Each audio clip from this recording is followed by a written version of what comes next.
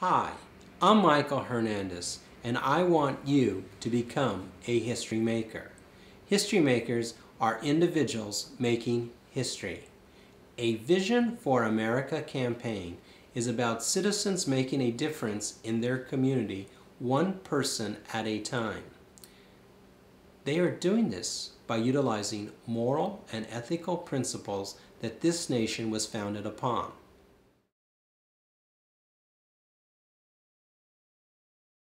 Greetings and salutations. I'm Barry Loggeman, your host for our Battle for Education. American public schools have become the front line for efforts by gay activists to indoctrinate our children. The homosexual agenda continues to be promoted in public schools under the guise of educational equality and protection from gender discrimination. Enforcement is the task or mission of the 12 regional offices of the Federal Office of Civil Rights and through local school district compliance offices. In today's installment of our Battle for Education, we are speaking with Michael Hernandez, President and Chief Executive Officer of History Makers International and a 20-year public school educator in Southern California. He will address these issues and other concerns facing urban centers. We've gotten away from helping students learn. Our schools have become political pawns for various agendas, such as Project 10, Los Angeles Unified School District's educational outreach and support program for lesbian, gay, bisexual, and transgender students.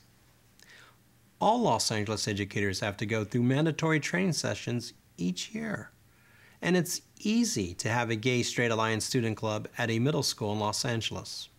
Would they be just as open to a Christian or Bible club? It's harder than it should be. Our values and morals have really become twisted. We have lost these values in the sea of relativism. There is no longer right or wrong. We have rejected absolutes. We've rejected a moral code. Mike, educational spending right now is at an all-time high. The combined federal, state, and local spending exceeds $550 billion annually. That's about 4.2% of the gross domestic product. Decades of increased educational spending have yielded little or no academic progress. Right now, our graduation rate is no better than it was in 1970. What can be done about this? Public schools in large urban school districts are dysfunctional, with dropout rates as high as 33% for Los Angeles. This is the second highest in the state to Oakland. Often this is due to the system in which educators find themselves serving. Who can run a $1 billion enterprise in these school districts? Should it be an educator? Should it be a businessman? Does more money for schools mean better learning? This was the question facing Los Angeles voters this past June, and whether taxpayers should pass a parcel tax known as Measure E.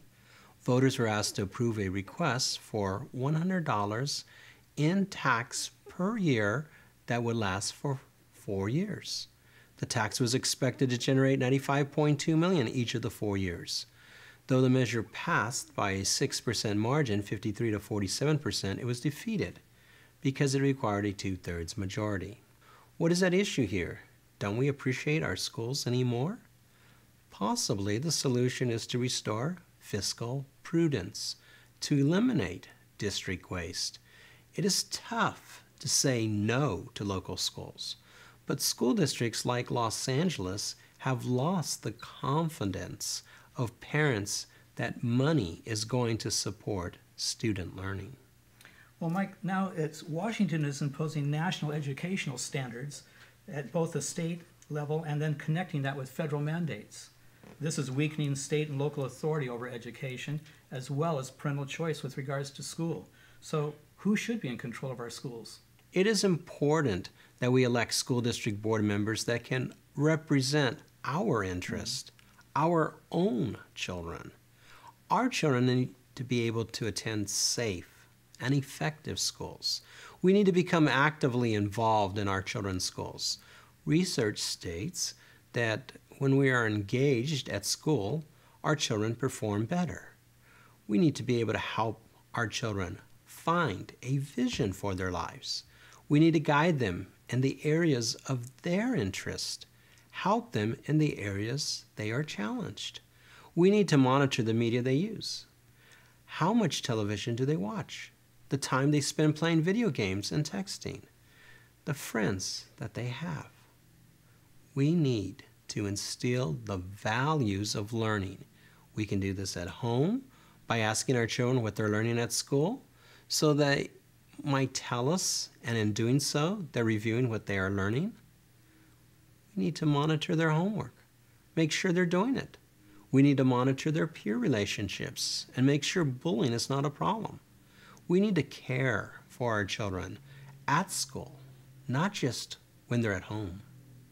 We need to help our children become history makers. Jesus was the ultimate history maker. We can learn from Jesus the teacher and apply these principles to education. Jesus loved children. They were not a burden or interruption for him. If we really loved our children, we would make our schools a place of learning. What is learning? Is it knowledge? Is it discipline? Is it wisdom? Our best insight can come from scriptures. In Proverbs, fools despise wisdom and discipline. Another proverb states, whoever loves discipline loves knowledge. Psalm states that the Lord is the beginning of wisdom. Let us become wise in our actions and make our schools a place where our children become history makers. Join us in our battle for education. Call 1-877-9-MAKER-9 or visit us at historymakers.us. We encourage you to get started. Become a history maker. To find out how, go to our website, historymakers.us. Follow us on Twitter at HistoryMakersLA and share your vision for America. We need you. You can make history.